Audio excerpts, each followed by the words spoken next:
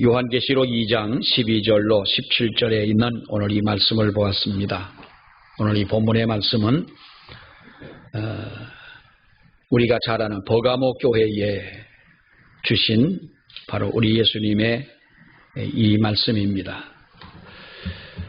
소아시아 7교회 중에서 우리가 요한계시록 2장과 3장에 나와 있는 이 교회들을 보게 되면 칭찬을 들은 교회들보다는 하나님 앞에 책망을 들은 교회가 더 많다고 하는 것을 우리가 볼 수 있습니다.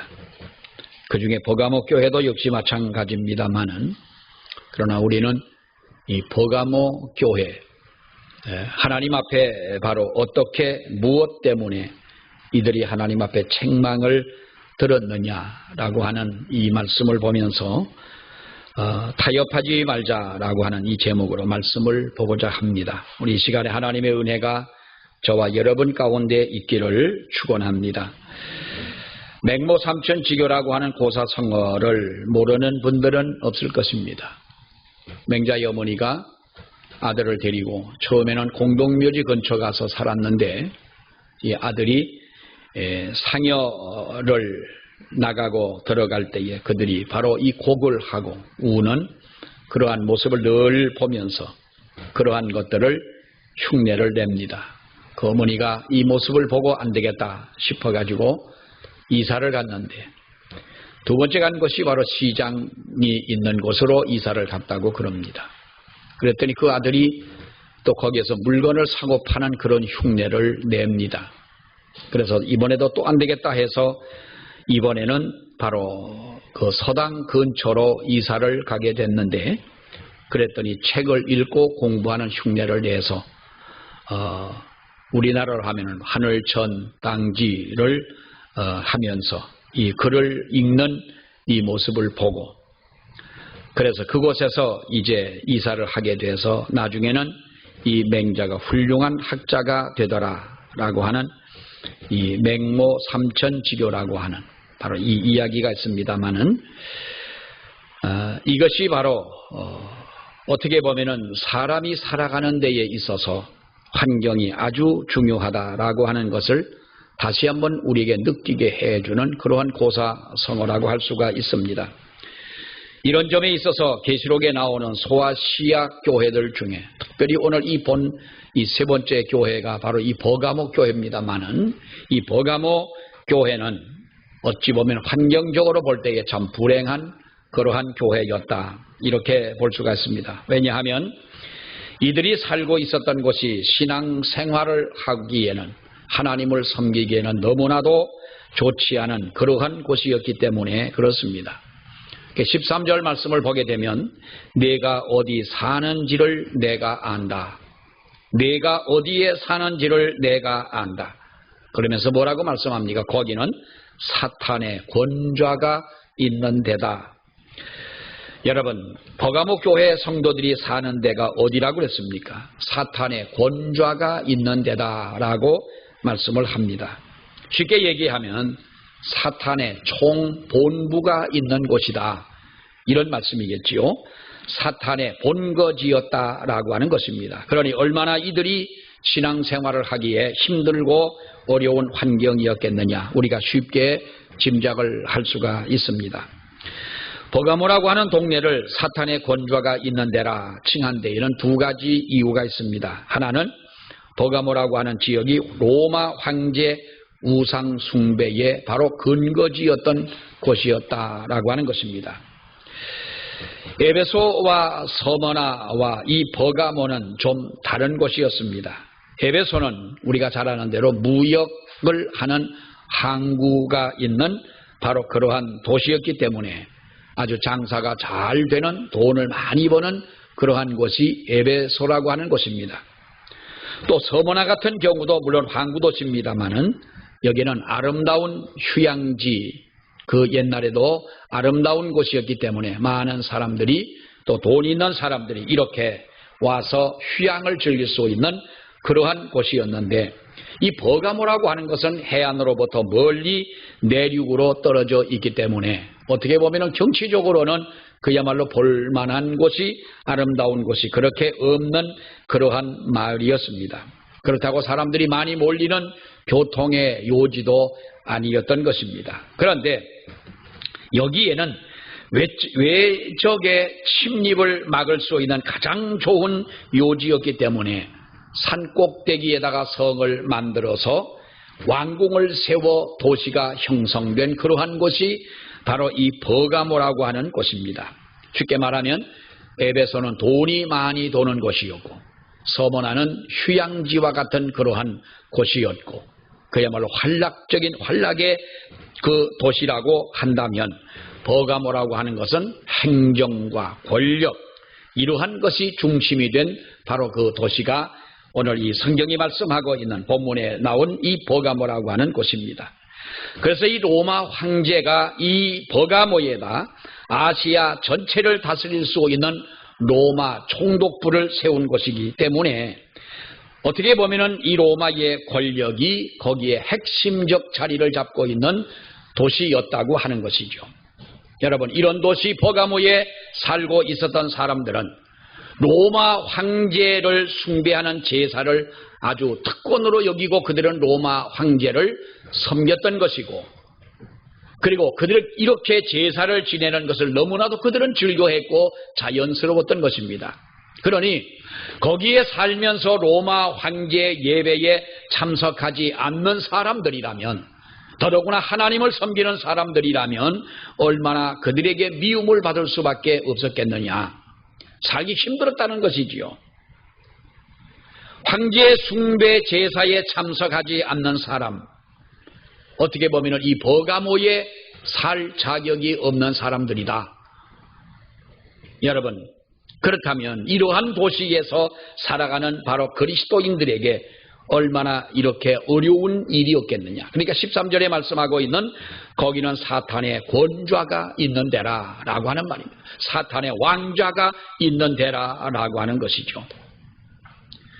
버가모를 이렇게 사탄의 권좌가 있는 데라 하는 것은 또 한 가지 이유가 있습니다. 거기 보면은 이 버가모는 로마 황제 숭배 이외에도 많은 이단과 우상 숭배를 섬기는 바로 우상들이 있었던 그러한 도시였고 신전들로 꽉 찬 도시다라고 우리가 보면 됩니다. 우리 너무 많지만은 여기에 보면 우리가 대표적인 네 가지 신이 있는데요.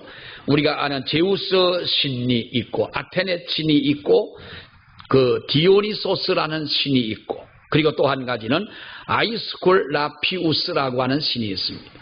여기 아이스콜라피우스라고 하는 이 신은 뱀의 신입니다. 뱀을 섬기는 신인데 더더구나 이것은 바로 질병을 고치는 능력을 가진 신이다. 그래가지고 이들은 아이스콜라피우스라고 하는 신을 아주 그렇게 극진히 섬깁니다. 그러니까 이 버가모뿐만 아니라 온 유다 땅에 그리고 멀리는 북아프리카까지도 정말로 이 못 고칠 요즘같이 말하면 이 불치의 병을 고쳐보겠다고 이 버가모에 몰려들었고 그래서 아이스콜라피우스의 신 앞에 절을 하고 우상을 섬기는 바로 수많은 사람들이 모여있는 그런 도시였다는 거지요. 여러분, 여기에서 올바른 신앙생활을 할 수가 있었겠느냐라고 하는 것입니다. 그럼에도 불구하고 우리가 오늘 이 성경을 보게 되면 뭐라고 말합니까? 13절 말씀을 보게 되면 내가 내 이름을 굳게 잡아서 내 충성된 증인 안디바가 너희 가운데 곧 사탄이 사는 곳에 죽임을 당할 때에도 나를 믿는 믿음을 저버리지 아니하였도다 라고 칭찬을 해주고 있습니다. 그러한 도시, 도저히 우리가 보면 기독교 신앙과는 맞지 않는 그러한 도시였습니다. 그럼에도 불구하고 바로 이 버가모 교회의 감독이었던 자가 죽음을 당하고 이렇게 순교를 당하면서도 그들은 바로 거기에서 믿음을 저버리지 않는 신앙을 가지고 있었다. 여러분, 안디바라고 하는 사람은 충성된 하나님의 종이었습니다. 그런데 그는 바로 순교를 당하고 맙니다. 그 무서운 공포의 순간에도 버가모 교회 성도들은 자기들도 순교할 각오를 가지고 하나님을 섬기는 이 믿음을 저버리지 아니하였도다. 얼마나 그들의 믿음이 하나님 보시기에 아름답고 귀한 믿음이었겠느냐. 그런 고통스러운 환경에서 믿음을 굳건히 지키고 목숨 걸고 신앙생활하는 그들을 주님이 칭찬하신 이 말씀은 어찌 보면 당연한 것이 아니겠느냐라는 것입니다. 주님은 우리가 살고 있는 세상이 얼마나 악한지 우리 주님께서는 알고 계십니다. 저와 여러분들이 살아가는 우리의 환경도 주님은 아십니다. 여러분, 지금 우리는 신앙생활 하기에 물론 어렵다고 하면 어렵겠지만은 그러나 신앙의 자유가 있는 이런 곳에 우리는 살아가고 있습니다. 그러나 우리의 환경이 정말로 하나님 앞에 순수한 믿음을 지키기에는 너무나도 힘들고 어려운 시대는 사실인 것입니다. 그러나 주님은 이것을 모르고 계시는 하나님은 아니라는 겁니다. 우리의 환경을 아시고 우리의 역경을 아시고 우리의 고통스러움을 아시고 하나님께서는 우리의 모든 것을 알고 계시는 하나님이시다. 여러분, 그런데 이 버가모 교회가 어떻게 그런 사탄의 심장부 속에 살면서 사자 굴속 같은 그러한 곳에 있으면서 목숨 걸고 그들이 신앙을 지킬 수가 있었겠느냐? 그 비결이 뭐냐라고 하는 겁니다. 그 비결이 무엇일까요? 그 비결이 13절 말씀에 보면 내가 내 이름을 굳게 잡았다라고 성경은 말씀을 합니다. 내가 내 이름을 굳게 잡았다. 사탄의 소굴 속에서 믿음으로 싸울 수 있었던 비결이 여러분 무엇입니까? 내가 내 이름을 굳게 붙잡았다는 겁니다. 내 이름을 너희가 굳게 잡고 있었기 때문에 너희가 믿음을 저버리지 아니하였도다. 예수 그리스도의 이름 때문에 너희가 흔들리지 않았다는 것. 예수 그리스도의 이름을 붙잡았기 때문에 너희가 믿음을 지킬 수가 있었다는 것입니다. 사랑하는 여러분, 우리가 이 세상을 살아가면서 거룩한 영적인 전쟁에서 승리할 수 있는 비결이 뭐라고 생각을 하십니까? 여러분이 가지고 있는 경험입니까? 여러분들이 가지고 있는 능력과 지식입니까?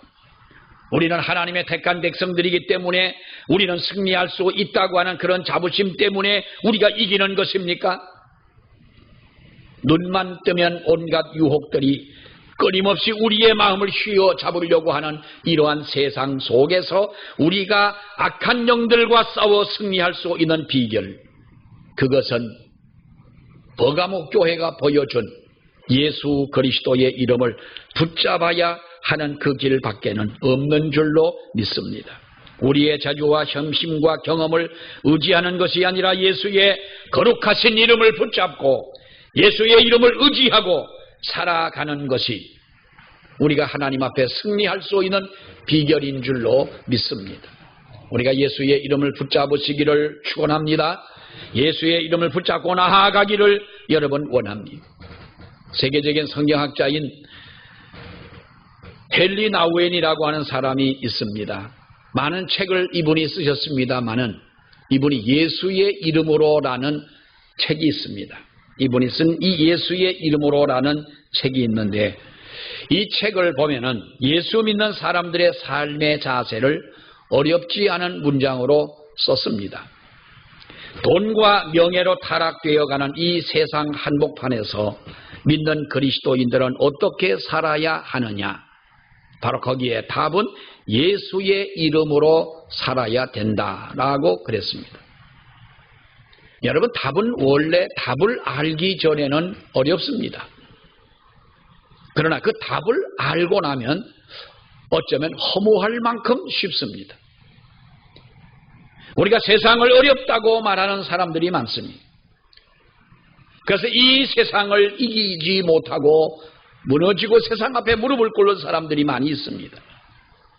여러분, 헨리 나우엔이라고 하는 사람이 뭐라고 말합니까? 이 세상 한복판에서 명예나 돈이나 이렇게 타락으로 일관된 세상에서 하나님 앞에 쓰러지지 않고 승리할 수 있는 비결이 뭐냐? 예수 그리스도의 이름으로 우리는 살아가야 된다. 세상 방법대로 사는 게 아니라 예수의 이름을 의지해서 살아갈 때에 우리는 하나님 앞에 승리할 수 있다는 것입니다. 여러분, 예수의 이름은 죄인된 우리가 공의로우신 하나님 앞에 나아갈 수 있는 단 유일한 한 길이 바로 예수의 이름이라고 하는 것입니다. 예수의 이름은 이토록 연약한 인간들이 험악한 세상을 이길 수 있는 가장 위대한 무기가 예수의 이름이라고 하는 것입니다.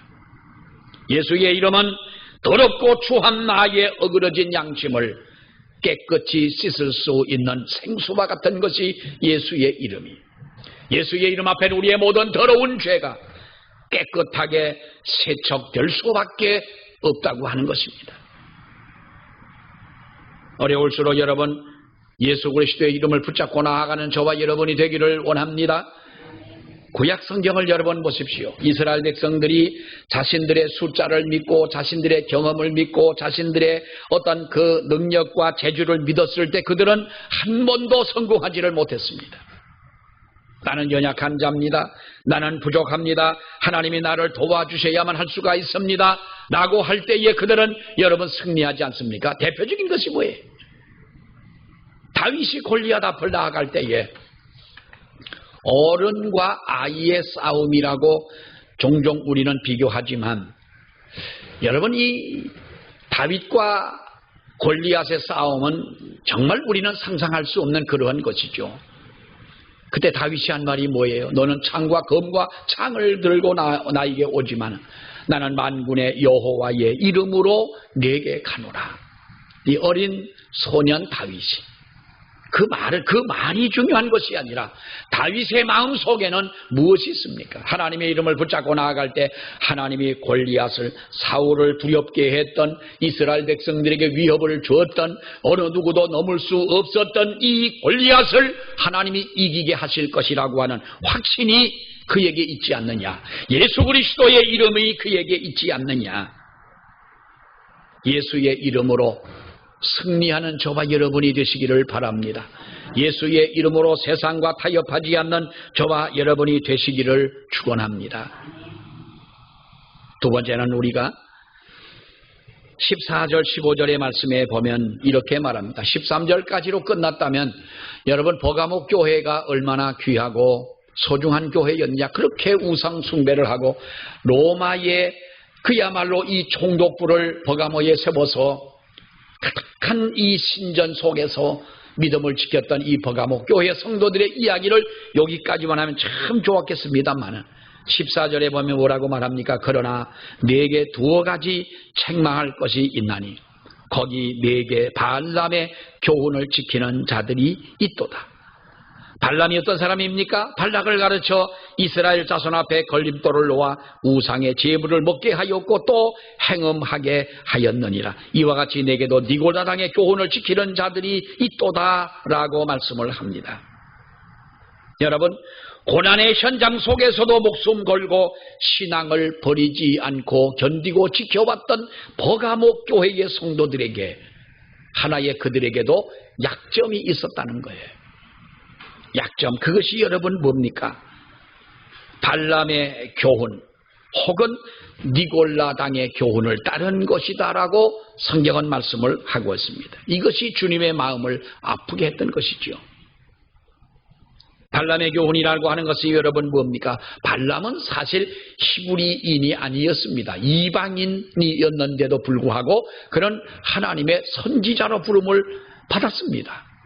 여러분, 그러니 우리가 대개 보면은 히브리 사람이다, 유대인이다 할 때에는 물론 뭐 당연하다고 하겠습니다만은 이방인이 하나님 앞에 부름을 받아 선지자가 되었으니 그것이 얼마나 귀한 일이었겠느냐, 그것이 얼마나 영광스러운 일이었겠느냐는 거죠.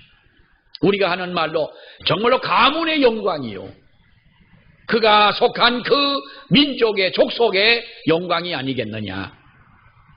그러나 여러분, 이 발람 선지자를 우리가 전체적으로 성경을 볼 때에 뭐 많은 글이 나온 것도 아니지만은 이 발람 선지자를 보게 되면 하나님의 은혜보다 돈을 더 좋아한 선지자가 발람 선지자라는 것이죠. 발람 선지자 얘기는 민수기 22장 이하에 나옵니다. 이스라엘 백성들이 출애굽해서 가나안을 향해 올라가는데 하나님의 은혜로 가는 곳마다 싸워서 이기게 하십니다. 싸웠다기보다도 이스라엘 백성이 가는 곳마다 하나님이 승리하게 하십니다. 이때에 이스라엘 백성들이 모압 땅을 지나가게 되었는데 그때의 모압 왕이 누구냐 하면은 발락이라는 사람이 모압의 왕이었습니다. 이 발락이라고 하는 사람이 이스라엘 백성들이 지나온다는 이야기를 듣고 여러분 가슴이 뜁니다. 이스라엘 백성들이 오는 곳마다 이방 백성들이 넘어졌어요. 상대가 되지를 않습니다. 희한한 것입니다. 창과 검을 들고 군대가 이끌고 오는 것도 아닌데 이스라엘 백성들이 지나오는 속에 이방 백성들은 속수무책으로 넘어지게 되고 하나님이 인도하는 것을 알고 발락은 마음속에 흥분을 하게 됩니다. 모압 땅으로 진행하게 된다면 어떻게 되겠느냐. 그래서 발락은 꾀를 쓰지요. 선지자 발람을 불러가지고 이스라엘 백성을 좀 저주를 해줘라. 아는 내용입니다만은 우리가 다 접어두고 여러분 그때에 이 발람 선지자는 어떻게 합니까? 하나님이 결국 가지 말라고 하는 길을 가게 됩니다. 발락의 말을 듣고 이스라엘 백성을 저주하러 가지 않습니까? 돈 때문에 뇌물에 눈이 어두워서 가는 이 발람 선지자에게 나귀가 입을 열어서 뭐라고 책망을 합니까? 말을 듣지 않으니까 나귀를 때립니다. 그러니까 나귀가 왜 때리냐는 겁니다. 여러분 소를 몰고 가다가 소를 말을 안 들어 때렸더니 소가 돌아보며 왜 때려?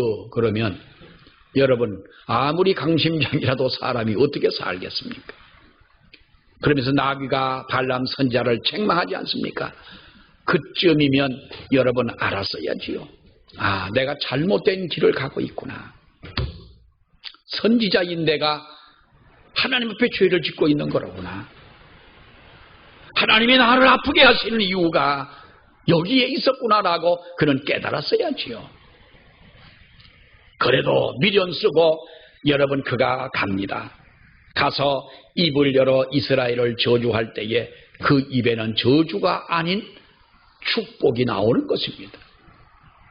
하나님은요 다 그런 것은 아니지만 때를 따라 우리의 의사와는 달리 우리의 입술을 주장하시는 하나님이신 줄 믿습니다. 발람은 계속 이스라엘을 망하게 하려고 합니다. 그 이유가 뭐겠어요?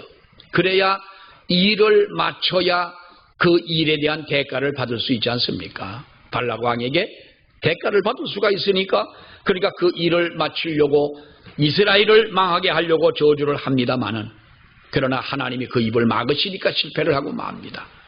그러니까 발락 왕에게 와가지고 이제 하나의 묘책을 그 왕에게 주지요. 하나님이 내 입을 주장해서 내가 이스라엘 백성을 저주하지는 못했다. 그러나 한 가지 방법이 있다.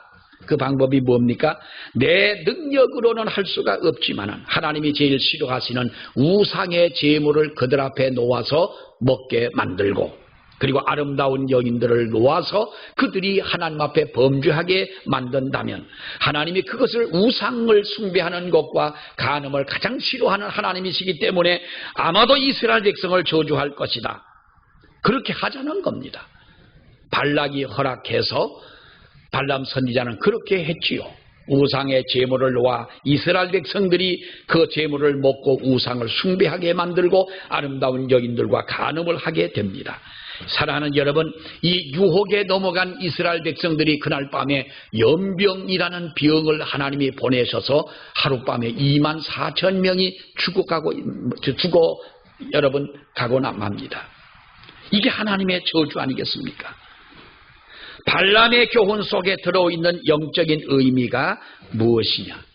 사탄은 정면으로만 공격을 하는 것이 아니라 우리의 시야에서 떠난 측면에서도 사탄은 공격을 한다는 것이죠. 뒤에서 공격하는 것은 여러분 비겁한 것이지만 그러나 사탄은 우리를 쓰러뜨리려고 하는 데에는 방향에 여러분 어느 정해진 방향이 없다는 것입니다. 정면만이 아니라 측면에서도 공격을 하는 것이고 직접적인 박해와 핍박도 하지만은 유혹하여 타협하게 하여 타락시키는 방법도 있다고 하는 것입니다. 버가모 교회는 정면적으로 도전해오는 사탄의 공격 앞에서는 그들이 여러 번 싸워 목숨 걸고 순교를 하면서도 교회를 지켰고 믿음을 지켰습니다. 그런데 사탄의 이 유혹적인 방법에 넘어가서 그들은 여러 번 죄와 타협하고 마는 이 역사를 보지 않습니까? 그 결과로 교회가 부패하고 타락하기를 시작합니다. 결국 하나님이 책망하실 수밖에 없는 그런 상황에 이르지 않습니까? 우리가 몇 번은 들어봤을 만한 이야기입니다만 어느 날 사탄이 모여서 회의를 합니다. 아무리 기독교인들을 흔들고 핍박을 하고 죽이고 협박을 해도 이들이 날이 가면 갈수록 하나님 앞에 더 매달리니까 도대체 우리가 이들을 타락시킬 수 있는 방법, 하나님에게서 떼어놓을 수 있는 방법이 무엇이겠느냐, 이렇게 지독한 예수쟁이들을 어떻게 하면 타락시킬 수가 있느냐 하는 것이 사탄 회의의 안건이었어요. 어떻게 하면 되겠느냐. 그러니까 여러 가지 얘기가 이 사탄 저 사탄 떠들면서 이야기를 합니다. 오랜 회의 끝에 그들이 결정한 것이 뭐냐, 그들이 사용했던 핍박과 환난과 공포심과 이러한 질병과 이러한 것을 가지고는 안 되겠다. 이것을 가지고는 이 사람들이 점점 더 하나님 앞에 붙잡혀 매달려 산다. 그러니까 이들은 이러한 방법을 우리가 하질 말고 예수쟁이들이 하는 일마다 자기들이 원하는 대로 다 잘 되게 만들어주자. 사업을 하면 사업에 성공하게 만들고, 무엇을 하면 하는 일마다 다 잘 돼서 아무 걱정과 근심이 없게 하고 세상살이에 재미를 붙이도록 만들어주자. 여러분, 세상살이에 재미가 좋으십니까? 예수 안 믿는 친구들을 만나서 대화할 때에 그들과 함께 지낼 때 그 기쁨이 참 좋으십니까? 하나님이 먹지 말라고 하는, 하나님이 만지지도 말라고 하는 그거를 먹고 마시고 할 때에 정말 우리 마음에 기쁨이 있습니까? 아니면 그런 이곳에 가도 양심의 가책을 느끼지 않습니까? 이러한 것은 사탄의 유혹에 넘어갔다는, 때려서도 안 되고 찔러서도 안 되고 죽여도 안 되니까 이 사탄은 세상살이에 재미를 붙여서 살도록 하자. 가장 어떻게 보면 간교한 사탄의 방법은, 유혹은 이렇게 핍박이 아니라 유혹이라고 하는 것입니다. 사랑하는 여러분, 이만하면 되지 않았느냐라는 내 마음의 자만심을 조심하시기를 바랍니다. 나는 하나님 앞에 이만큼 했으니까 난 쉬어도 되지 않겠느냐, 내 속에 있는 그런 영적 게으름을 조심하시기를 바랍니다. 사실 우리 한국교회는 지금 어떻게 보면 어려움 속에 처해 있는 것이 사실입니다. 그렇게 일제 그 시대 신사참배, 그 간교한 그들의 핍박, 이 속에서도 우리는 목숨 걸고 믿음만은 지켰습니다.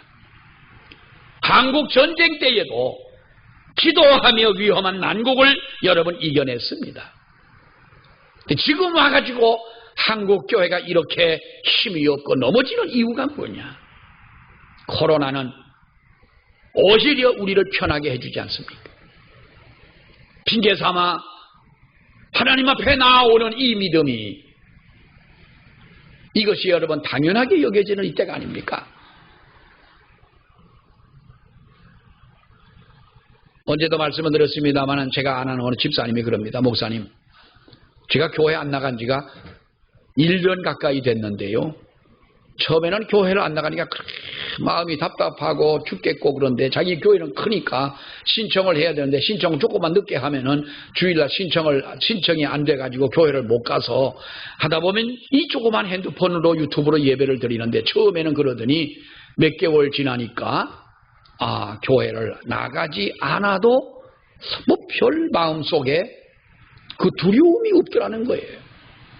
어느 날인가 돌아보고 깜짝 놀랐다는 거예요. 지금도 그 교회는 뭐 지금 4단계 이렇게 올려놨으니까 지금은 뭐 더 말할 것도 없습니다만 그전에도 그들은 꼭 신청을 받아가지고 교회를 갔는데 그러니까 이제는 더 내가 답답해서 갈급해서 예배를 드리지 않으면 안 되겠다는 거예요. 미국의 성경학자인 조지 바너가 이 얘기한 주전자 속의 개구리라는 이야기는 우리가 많이 들어온 얘기입니다. 성경학자였던 이 조지 바너는 그가 이렇게 말했죠. 미지근한 물에 개구리를 집어넣었더니 주전자에 미지근한 물에다가 개구리를 집어넣었더니 아주 편안하게 다리를 뻗고 있는 겁니다. 이 물을 전혀 느끼지 못하게 체온으로 느끼지 못하게 아주 조금씩 물의 온도를 올려갑니다. 편안하게 개구리 다리를 펴고 쭉 그 물 위에 떠있던 개구리가 갑자기 물을 끓이면 이게 튀어나올지 않겠습니까? 아주 천천히 온도감을 느끼지 못하도록 물의 온도를 올려줬더니 나중에는 이 개구리가 삶아져 가는데도 죽으면서도 그걸 모르더라는 거예요. 조지 버너의 이 이야기는 누가 주전자에 개구리를 집어넣고 그렇게 여러 번 온도를 올려가면서 죽이겠어요? 이것은 현대교회의 모습이라는 거예요. 현대교회의 모습이다. 무슨 얘기겠습니까? 편안하게 현실에 안주하여 이대로가 조사오니 하는 신앙은 자기도 모르게 서서히 자기를 죽여갈 수밖에 없다고 하는 것입니다. 현실에 안주하게 되면은 우리가 이렇게 될 수밖에 없다고 하는 것이죠. 현실에 안주한다는 게 여러분 무슨 말입니까? 꿈을 잃어버렸다는 것이고 하나님이 나를 불러주신 그 목적을 우리가 상실했다고 하는 것이 아니겠습니까? 사랑하는 여러분, 버가모 교회는 어려운 환경에서 직접적인 무자비한 핍박 가운데서 예수의 이름을 붙잡고 견고히 싸워서 그때는 승리를 했습니다. 그러나 간접적인 발람의 교훈에 넘어가 그들은 타락하기를 시작합니다. 버가모 교회는 외부적인 핍박은 잘 참아냈습니다. 결국 편안한 삶이 주는 유혹은 이겨내지를 못했다고 하는 것입니다. 어쩌면 오늘날 우리가 당하는 우리를 속이는 이 시험이 그런 것인 줄도 모릅니다. 세상과 타협하면 언젠가 우리는 넘어지고 맙니다. 타협하지 않고 예수의 십자가 붙잡고 나아가는 저와 여러분이 되시기를 주의 이름으로 축원합니다. 기도하겠습니다. 하나님 아버지 은혜를 감사합니다. 버가모 교회의 어려운 환경 속에서도 그들이 믿음을 지키고 하나님을 섬기고 살던 그 교회였지만 그러나 그들이 세상과 타협하고 물질과 타협하고 사람과 타협하고 살아갈 때 그들은 타락하고만 모습을 저희들이 보았습니다. 아버지여, 우리도 그들과 같이 오직 예수 그리스도의 이름을 붙잡고 십자가 붙잡고 나아가는 저희가 되게 하여 주시고 세상과 타협하지 않고 하나님 앞에 믿음으로 사는 우리 모두가 될 수 있도록 아버지여 은혜와 복을 내려 주시옵소서. 예수님 이름으로 기도하옵나이다. 아멘.